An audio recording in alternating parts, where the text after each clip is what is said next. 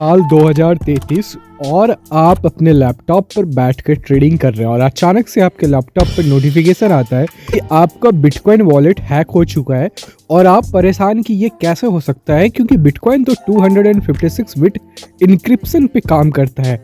तो ये कहीं दूर बैठे एक हैकर ने क्वांटम कंप्यूटर को यूज़ करके आपके बिटकॉइन वॉलेट को हैक कर लिया। जी हाँ, कुछ इसी प्रकार की वार्निंग विटालिक ब्यूटेरिन के द्वारा हाल ही में न्यूज़ और न्यूज़ चैनलों को दिया गया, जिसमें उन्होंने कहा कि देयर इज़ हाई चांस कि आने वाले समय में क्वांटम कंप्यूटर शोर डेटा सिक्योरिटी और जो इंक्रिप्शन है इथेरियम की और बिटकॉइन की, साथ ही साथ ब्लॉकचेन की, उसे ये ब्रेक कर सकता है। तो हमें अगर समय के साथ इवॉल्व नहीं हुए तो हमारा ब्लॉकचेन खतरे में पड़ सकता है। तो आज की इस वीडियो में हम जानेंगे कि आखिर कैसे क्वांटम कंप्यूटर ब्लॉकचेन के ऊपर एक थ्रेट है, नॉर्मल कंप्यूटर है, और ये नॉर्मल कंप्यूटर काम कैसे करता है।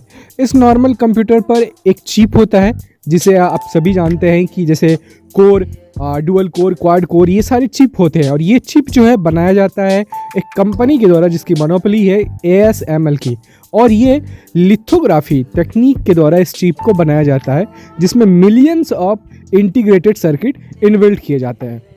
अब ये चिप जो है एक नॉर्मल कंप्यूटर में कन्वर्ट होने के बाद काम करता है बिट के साथ, मतलब 0 और 1। 0 और 1 इसकी लैंग्वेज है और इसी 0 एंड 1 पर ये चीज़ों को कैलकुलेट करता है और कैलकुलेट कर हमारे सामने ये ला कर देता है कि हमें क्या करना है।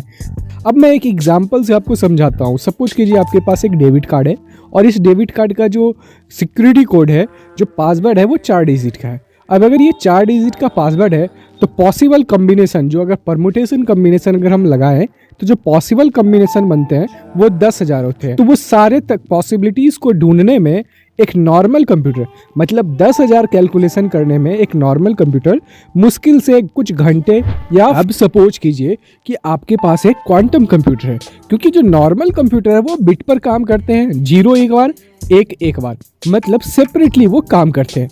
बट अगर बात करें हम क्वांटम कंप्यूटर की, तो क्वांटम कंप्यूटर पर जो काम होता है वो क्यूबिट पर होता है।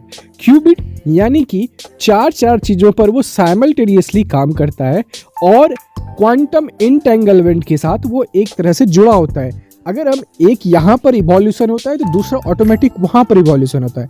मतलब ये सेपरेट चीज़ों को नहीं देख। 256 बिट इंक्रिप्शन को तोड़ने के लिए तो अगर हम पॉसिबिलिटीज़ निकालें कि 256 बिट की इंक्रिप्शन जो कि कोडिंग है उसमें कितने पॉसिबल कॉम्बिनेशन बन सकते हैं और उसमें से कौन सा एक हमारा पॉसिबल प्राइवेट की हो सकता है, तो यहाँ पर अगर आप देखें तो 2 to the power 256 टाइम जो है, यानी कि नंबर लिखना भी मतलब इस स्क्रीन पर पॉसिबल नहीं है। तो क्यूबिट, अगर किसी कंप्यूटर जो हमारा क्वांटम कंप्यूटर है उसका qubit power millions qubit power है, तो ये इसे 5 से 6 घंटे में क्रैक कर लेगा, क्योंकि वो सारे कॉम्बिनेशन वो बहुत जल्दी करके कोई एक फाइंड कर लेगा और आपका जो है पासवर्ड हैक हो जाएगा।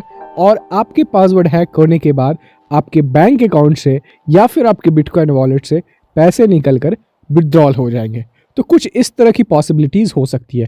अब आप मुझे बताएं कि क्या आने वाले समय में, क्योंकि प्रेजेंट में हमारे पास जो क्वांटम कंप्यूटर है उसका मैक्सिमम पावर 1121 क्यूबिट का है, हमारे पास मिलियंस क्यूबिट की पावर नहीं है, बट कुछ आने वाले समय में हम इसे बना लेंगे। तो क्या बिटकॉइन इवॉल्व तब तक हो पाएगा? क्योंकि अब तक बिटकॉइन के ऊपर कई सारे सिक्योरिटी अपग्रेड्स आए हैं। आपको क्या लगता है कि क्या ये बिटकॉइन को पूरी तरह से एलिमिनेट कर देगा क्वांटम कंप्यूटर? हमें कमेंट में ज़रूर बताइए। तो आज के वीडियो के लिए बस इतना सा ही। चलिए मिलते हैं नेक्स्ट वीडियो में। वीडियो पसंद आए तो लाइक कीजिएगा और चैनल को सब्सक्राइब कर लीजिएगा, क्योंकि वीडियो बनाने में काफ़ी ज़्यादा मेहनत लगते हैं, तो सब्सक्राइब जरूर करें।